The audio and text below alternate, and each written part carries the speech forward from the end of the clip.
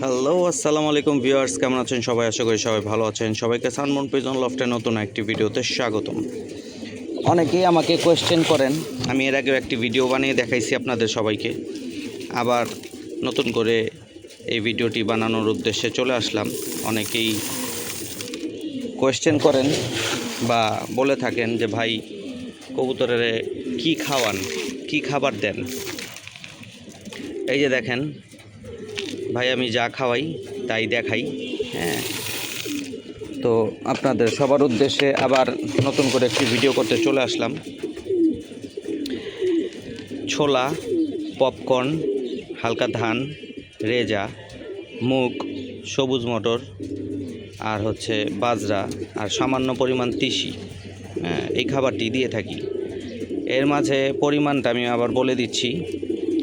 2 KG মুগ, 2 KG সবুজ মটর, 2 KG ছোলা, 2 কেজি পপকর্ন, 2 কেজি বাজরা, আর রেজা হচ্ছে 4 কেজি, আর ধান হচ্ছে 2 কেজি। তো এটাই মিক্সড করে খাবারটা দিয়ে দিই 40 কবুতরের জন্য। এটা আধা কেজির একটা পানির পট, 40 কবুতরকে 1 পট।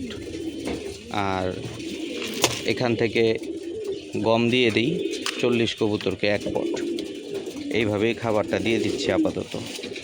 তো সবার উদ্দেশ্যে আবার শেয়ার করে দিলাম।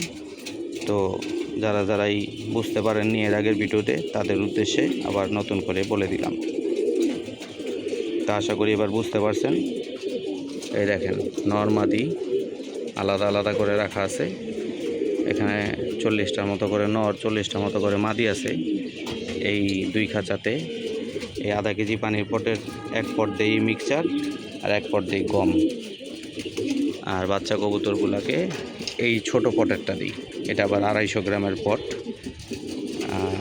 ওই পটের চাইতে ছোটো 1 পট দেই মিক্সড খাবার, আর 1 পট দিই হচ্ছে গম। কারণ বাচ্চা কবুতর কম, এই জন্য ওদেরকে কমায় দিই খাবার। এই যে এখানে 18 পিস বাচ্চা কবুতর আছে, আর ওখানে আছে 20 পিস। এই সবগুলোকে এইভাবেই খাবারগুলো দিয়ে থাকি। তো আশা করি সবাই বুঝতে পারছেন। আজকের জন্য ভিডিওটি আপাতত এখানে শেষ করছি। সবাই ভালো থাকবেন, সুস্থ থাকবেন, 5 ওয়াক্ত নামাজ পড়বেন। আসসালামু আলাইকুম।